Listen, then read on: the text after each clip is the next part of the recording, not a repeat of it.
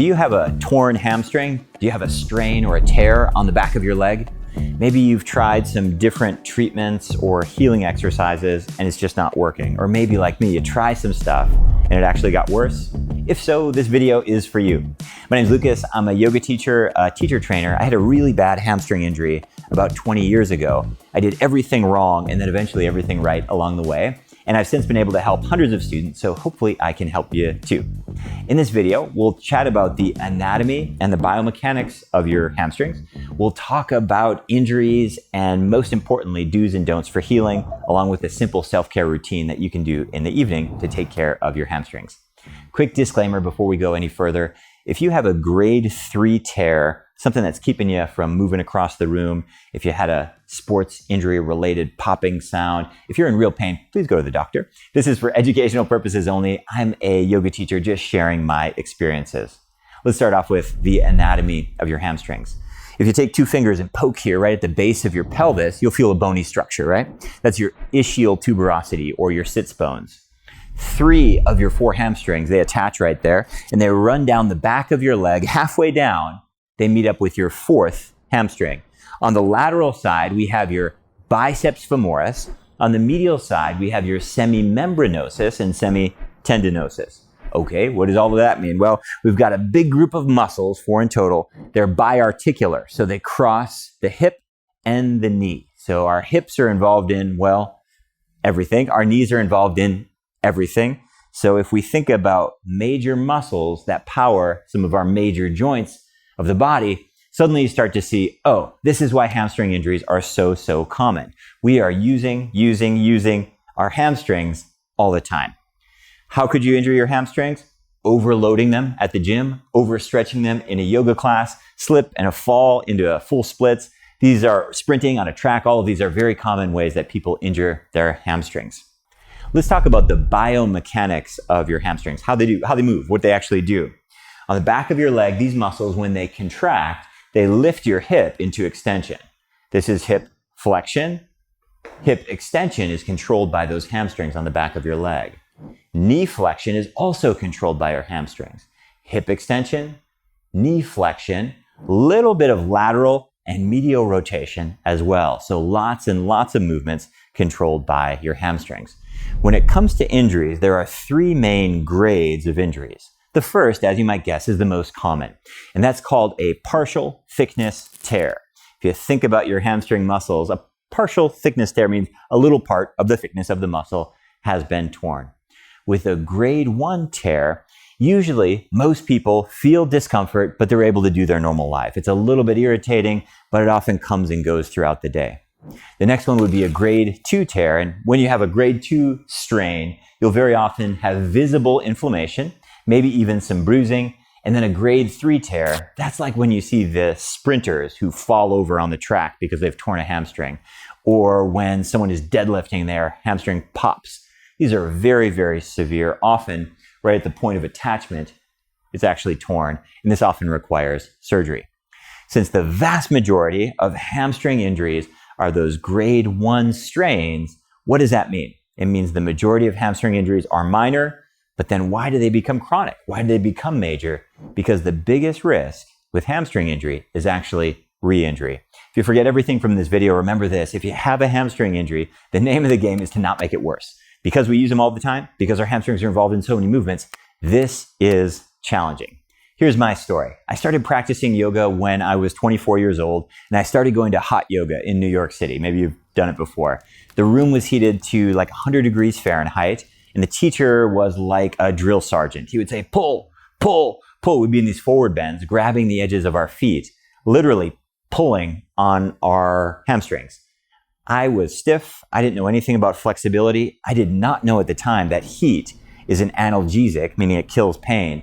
And so, as you might guess, I got a grade 1 strain in my hamstrings. A little bit of damage, no big deal. I thought these are just bumps and bruises as you practice. So I kept coming to class, kept going, and you probably know where this is going. Very quickly, that grade 1 strain turned into a grade 2 strain. I was taking painkillers, combined with the heat, combined with the drill sergeant, pull. I ended up with a really bad tear. When it was at its worst, on the right-hand side on the back of my knee, there was actually a puddle of blood collected behind my knee. I had internal bleeding from my hamstring and it dripped down the back of my leg. It was pretty grotesque. Now, don't worry, this never happens in yoga. This is the first and the last time something like this has ever happened in a yoga class. I have taught tens of thousands of classes, hundreds of thousands of students. I've never seen it before, but it happened to me. And hopefully my bumps and bruises can help you to avoid the same. Now, the story has a happy ending. My hamstrings, both on my right and left side, they are now completely healed. They're long and they're strong. I can run, I can stretch. They're actually better than before. However, I am left with a golf ball sized lump of scar tissue right here on the back of my leg to this day. Luckily, most people don't notice it. Okay, so if you have an injury and you're wanting to heal and you're wanting to figure out what to do, the first thing you need to do is ignore pop wisdom, ignore the common advice. The most common thing that people do is they take ibuprofen. Ibuprofen is an amazing painkiller and anti-inflammatory drug. That sounds great. You've got a hamstring injury, you feel some inflammation, you take it, the pain goes away, the inflammation goes away. That must be healing, right? No, wrong. Inflammation is your body's healing response. It's sending nutrients to heal that area. When you turn off inflammation, you slow down healing. But even worse than that, when you turn off that pain response, when you're in class, like I was, you can't feel it. And when the teacher says pull, pull, pull, you pull, pull, pull, and you continue to damage the injured area. This is the biggest risk of ibuprofen. I'm not saying don't take ibuprofen. If you need it to sleep, if you need it to get through the day, do it, but don't ever take it before you exercise, and definitely don't take it when you're using those hamstrings in any kind of strong way. The next most common thing you'll hear is RICE. Rest, ice, compress, elevate. All of these things will help you to relieve pain. None of them will help with healing. This is super old school. Nobody does this anymore. But this pop knowledge, wisdom still gets passed down. And resting is good, of course. But ice, what that's going to do is vasoconstrict, so reduce the amount of circulation to the area. That'll alleviate pain, but it's certainly not going to help with healing. Compression also is vasoconstricting, so it reduces the amount of circulation and inflammation that can build up. That's good for pain, but not good for healing. Elevation does the exact same thing. None of those things, rest, ice, compress, elevate, have anything to do with healing. So what does have to do with healing? It's movement. Why do we need to move? If you think about a pair of jeans, a pair of denim jeans, and let's imagine that you had a tear right at the knee. It's probably happened to you before, right? You go to the tailor and maybe the tailor says, I can fix this really quickly. And he puts a patch, a big bulky patch there and just irons it on. No more hole. You go, yeah, but my jeans feel terrible. I'm walking around. It's like this big clumsy patch. Think of that like unorganized scar tissue. Now, alternatively, you go back to that same tailor. You go, hey, can you please make this better? And the tailor takes off that patch and puts a very thin layer and shaves it down and irons it. And you can feel it, but just barely. And mostly your jeans, they work just like before, almost as good as before. That's what we might call organized scar tissue. This is why we need to move to heal, so our scar tissue lays down in a functional pattern. But what we don't need to do is go running marathons. What we don't need to do is go deadlifting. And what we don't need to do is hot yoga, pull, pull, pull. Every single day we need to take it easy. Your go-to strategy is walking. I know it's really boring, but it's really, really important. You are in full control when you're walking, and it's a nice way to gently articulate, engage, and strengthen and stress, in a positive way, those hamstrings. Remember, whenever you feel pain, we go right up to the line and then we back off. We never cross into the pain threshold, whether we're strengthening or stretching. Walking is great. Cycling is great. If you can get on a bike that has clips or straps, the up pedal is going to allow you to engage your hamstrings even more. That can be really helpful, although any cycling is great. And swimming, of course, is another great exercise. If you have access to a pool or a bike, those can be really great. If not, start walking every single day. What you want to avoid is the really aggressive stuff. The 100-degree Fahrenheit pull, pull, pull hot yoga, the sprinting, the running, and especially things like heavy deadlifting when you're in that healing phase. How long is the healing phase? This is another bad news that I have to share with you. It's way, way longer than they tell you. If you go to the doctor, if you read stuff online, you'll hear people talking about days and weeks. There is no hamstring injury that is ever days and weeks. It's always months, and sometimes it's even over a year. I know that's really bad news, but because we use these muscles all the time, it's very, very difficult not to aggravate the injury as it's healing, so it ends up taking a lot longer. Set your sights on months instead of days and weeks. Think about slow, moving, stressing, little by little in positive ways, and from there you can make some really big gains. Before we get into some exercises that you can look at, I'd like to talk a little bit about some nutrients that can be helpful, some supplements that you can take that can be helpful for healing your tissues. The same things that are good for your skin are very often things that are good for your soft tissues of your body. And the first one we'll chat about is methyl sulfonyl-methane. Its nickname is MSM, comes from pine trees. It's a form of sulfur the mineral. It's really important for new tissue regeneration. It's very inexpensive, very safe, it's water soluble, and you want to take about 1 gram a day. I'll put a list down below. The next one is vitamin C. Pretty obvious, most of you get enough vitamin C already, but when you're trying to heal an injury, it can be helpful to up your intake, maybe even 500 milligrams or even 1 gram a day. You might want to take a buffered form, like with calcium or magnesium, so it's a little easier on your stomach. The last one is a natural anti-inflammatory, not ibuprofen, but omega-3s in the form of fish oil, algae oil, or krill oil. And I take around 1 gram per day, and I'll put a full list down below.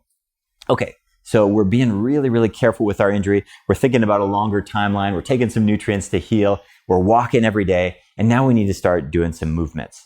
The reason I want to share with you this simple routine is because I find that most people with injuries, before they go to bed, they want to do something. And what they do is they get some weird cream, they dig their elbow in, they have some weird massage tool, they're trying to break up scar tissue.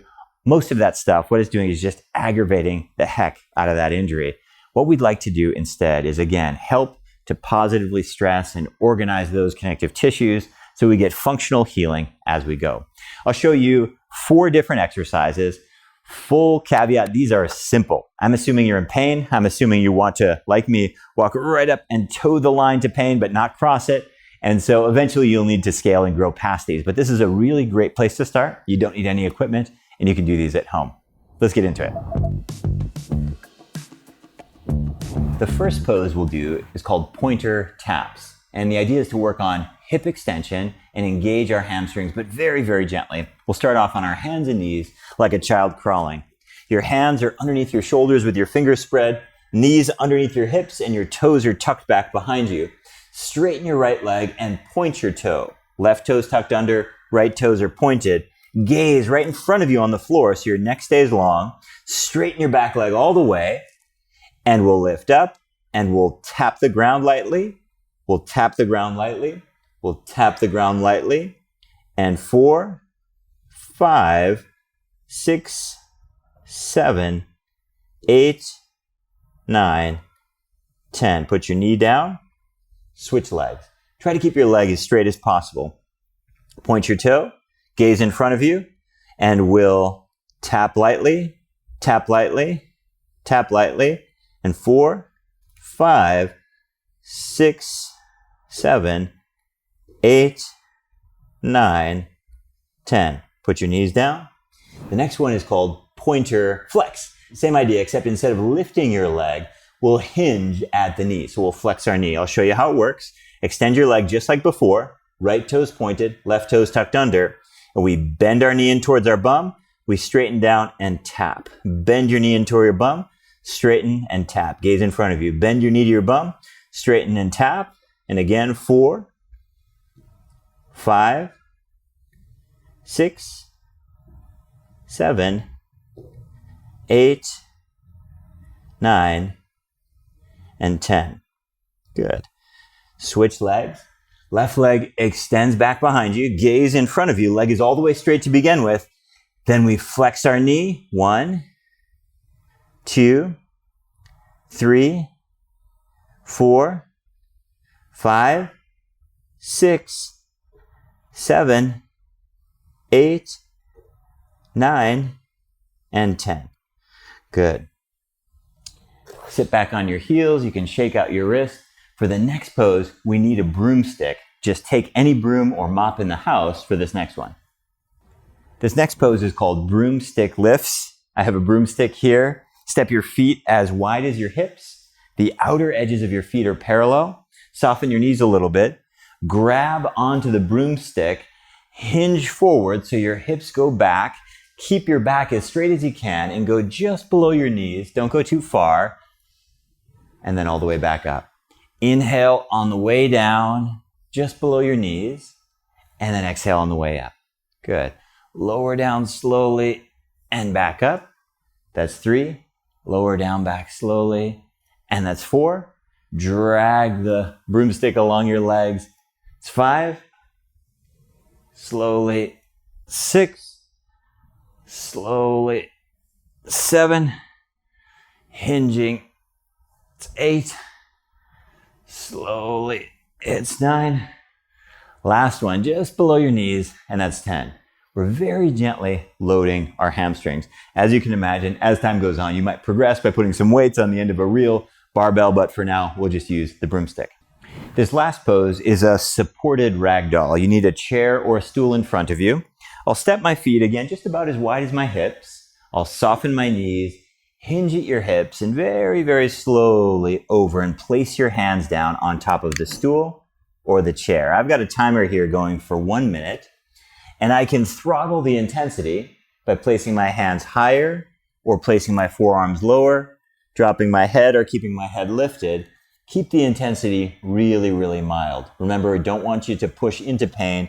Walk right up to the edge and then back off just a little bit.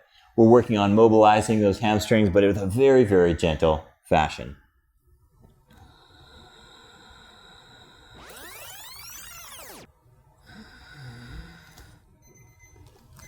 Good, and slowly make your way all the way back up and shake it out. You can go through that routine, those 4 exercises, 3 times, so 3 rounds before bed. And if you've been doing something before bed anyway, like rubbing creams or massage guns or anything like that, for hamstring injuries specifically, I'd recommend you do some movement. Hope this video has been helpful for you. I just want to recap what we talked about today. The first thing to remember is that when you're healing a hamstring, your number 1 concern is let's not make it worse. Because when we make it worse, we're talking about a very, very, very long healing journey. Second thing we talked about is lengthening your healing time frame. Rather than thinking in terms of days and weeks, you need to think in terms of months, and maybe if you have a serious one, it might take over a year before you're 100% recovered. Lastly, we talked about trying to skip things like ibuprofen and ice and heat and compression, instead focusing on things that we know will really help naturally. We chatted about some nutrients that could be helpful, and lastly, we looked at some corrective exercises that you can do at home. If you'd like more science-based yoga videos, please hit subscribe down below. You can always find my teaching schedule at yogabody.com, and I answer all my comments down below if you'd like to get in touch.